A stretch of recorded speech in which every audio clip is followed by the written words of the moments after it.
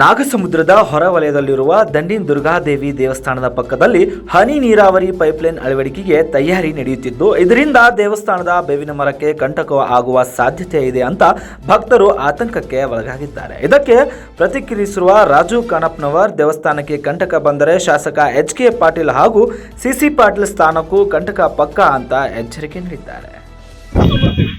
ನೋಡ್ರಿ, ನಮ್ಮ ವೈಯಕ್ತಿಕ ಬಂದಾಗ ನಾವು ತಲೆ ಕೆಡಿಸ್ಕೊಂತೀವಲ್ಲ ಗೊತ್ತಿಲ್ಲ. ಆದ್ರೆ ಇವತ್ತು ಯಾವ ತಾಯಿ ನಮ್ಮನ್ನ ರಕ್ಷಿಸ್ತಾಳ, ಯಾವ ತಾಯಿ ಅಪ್ಪಣೆಯಿಂದ ನಾವು ಬದುಕ್ತೀವಿ, ಅಂತ ತಾಯಿಯ ಒಂದು ದೇವಸ್ಥಾನವನ್ನ ತೆರವುಗೊಳಿಸ್ತೀವಿ ಅನ್ನೋದು ಅಂತ ನಾಚಿಕೆಗೇಡಿ ಸಂಗತಿ.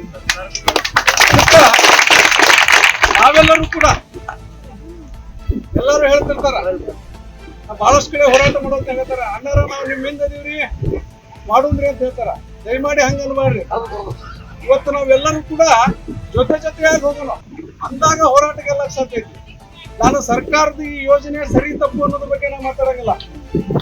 ಈ ಯೋಜನೆ ಸರಿ ಇರ್ಬೋದು, ಆದ್ರ ನಮ್ಮ ಮನಸ್ಸಿಗೆ ಘಾಸಿ ಆಗುವಂತ ಕೆಲಸ, ನಮ್ಮ ಭಾವನಾತ್ಮಕ ಸಂಬಂಧಕ್ಕೆ ನೋವು ಮಾಡುವಂತ ಕೆಲಸ ಸರ್ಕಾರ ಏನಾದ್ರು ಮಾಡಿದ್ರ, ಇಲ್ಲಿಯ ಸ್ಥಳೀಯ ಶಾಸಕರಿಗೆ ನಾನು ಹೇಳ್ತೀನಿ, ತಾವೊಬ್ರು ದೈವ ಭಕ್ತರದ್ರಿ, ತಮ್ಮ ಊರೊಳಗ ಹಲವಾರು ದೇವಸ್ಥಾನ ಕಟ್ಟಿರಿ, ತಮ್ಮ ಕ್ಷೇತ್ರದೊಳಗ ಈಗ ಎಲ್ಲಾ ದೇವಸ್ಥಾನಗಳನ್ನ ಪುನರ್ಜೀವಿತ ಮಾಡ್ತಾ ಇದ್ದಾರೆ. ಉದಾಹರಣೆಗೆ ವೀರನಾರಾಯಣ ದೇವಸ್ಥಾನ ಇರ್ಬೋದು, ಗುಪ್ತೇಶ್ವರ ದೇವಸ್ಥಾನ ಇರ್ಬೋದು, ಹಲವಾರು ದೇವಸ್ಥಾನಕ್ಕ ತಾವು ಕೋಟ್ಯಾಂತರ ರೂಪಾಯಿ ಹಣ ಬಿಡುಗಡೆ ಮಾಡಂತೀರಿ.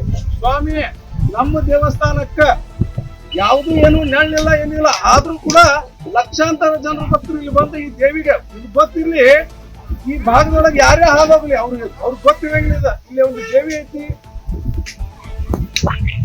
ಶಕ್ತಿ ಹೆಂಗೈತಂದ್ರೆ ಯಾರೇ ಬಂದ್ರು ಕೂಡ ಇಲ್ಲಿ ಒಂದ್ ನಿಮಿಷ ನಿಂದ್ರಿಸಿ ಆ ದೇವಿಗೆ ನಮಸ್ಕಾರ ಮಾಡಿ ಉದ್ದಿನ ಗಡ್ಡೆ ಹಚ್ಚಿ ಹೋಗ್ತಾರ. ಅದಕ್ಕ ಈ ದೇವರನ್ನ, ಅದು ಸಿ.ಸಿ. ಪಾಟೀಲ್ ಇರ್ಬೋದು, ಎಚ್.ಕೆ. ಪಾಟೀಲ್ ಇರ್ಬೋದು, ಇದನ್ನ ತಾವೇನಾದ್ರೂ ಉಳಿಸದೇ ಇದ್ರೆ ನಾಳೆ ತಮ್ಮ ಜಾಗಕ್ಕೆ ಕಂಟಕ ಬರುತ್ತಂತ ನಾನು ಆ ದೇವಿನ ನಮ್ಮ ಕಡೆ ನಾನು ಹೇಳಿ ಮಾತಲ್ಲಿದ್ದು ಆ ದೇವಿನೇ ಹೇಳಾಳ. ಮತ್ತೆ ರೈಸ್ ಆಫ್ ನ್ಯೂಸ್ ಗದಗ.